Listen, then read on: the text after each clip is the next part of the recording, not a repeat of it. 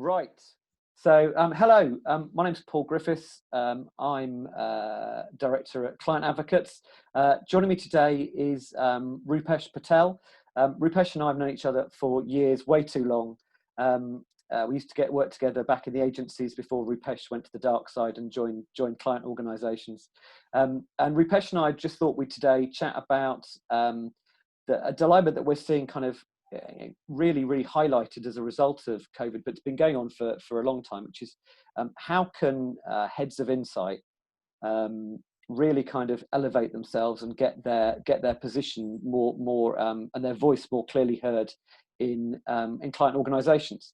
And Rupesh, I thought would be a good person to have a chat about this. He's done 15 years at Sky. Most recently, he was embedded into the media and creative teams, helping them with all things research and insight.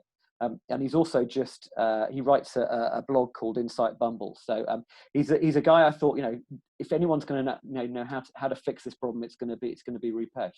So hi Rupesh, how you doing, man? Yeah, good. You?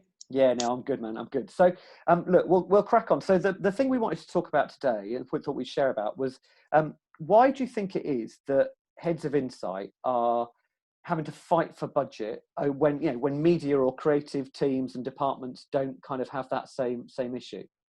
Look, for me, it's kind of let's taking myself back 10, 12 years. There was a nice ring-fenced budget for insight. We sat there and decided, 20 grand on this qual project and 20 grand on that qual. Now, in fact, 5 to 6 years, I've been fighting for that budget with media people and with creative people. I'm almost siphoning off a bit of that budget to go and do the ad hoc pieces.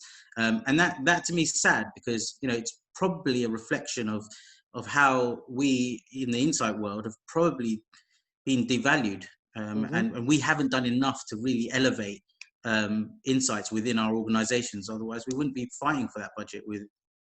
And why do you think that's kind of happened? What's the root of the problem? I think, look, firstly, we are so passionate about what we do.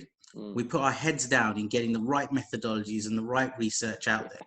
And actually, we need to just raise our heads a little bit and go, actually, let's focus in on our end users and the CEOs and the finance departments and elevate research to them. And the way you do that has got to be really linking it back to commercial relevance. So take my experience at Sky, where I looked after the campaign effectiveness team.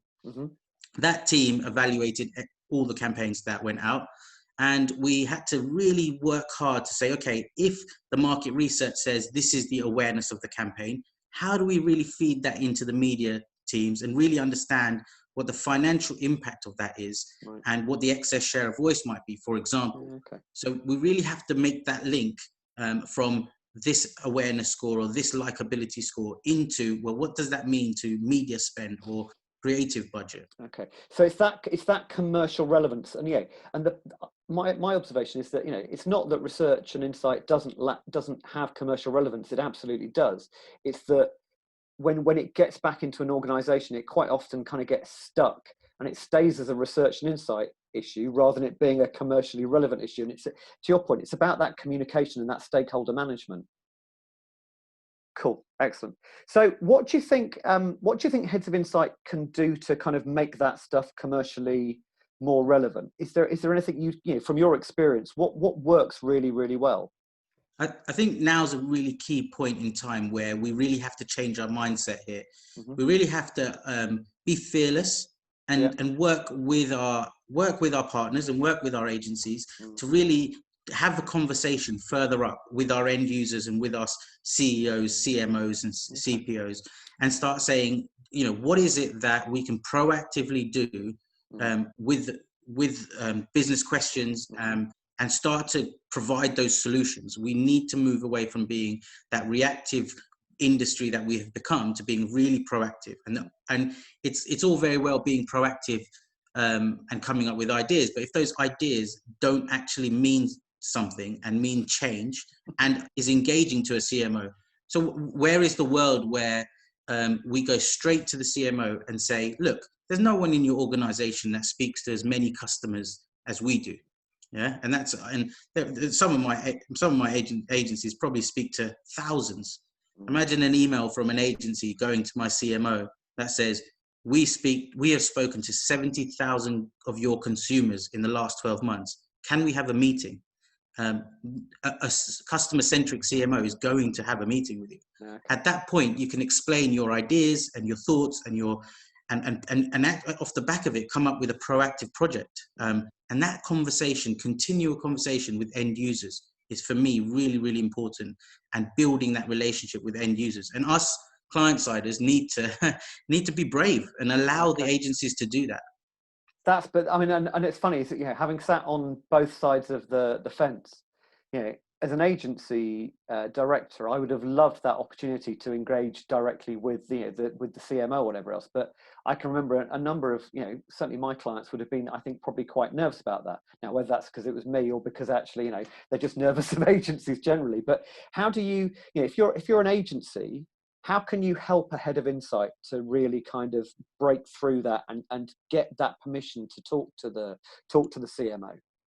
I'm to those client-side insiders who are nervous, I say to them, you fuddy-duddy, stop that behavior. I couldn't be clearer than that. And for those agencies who want to go and do that, go and do it.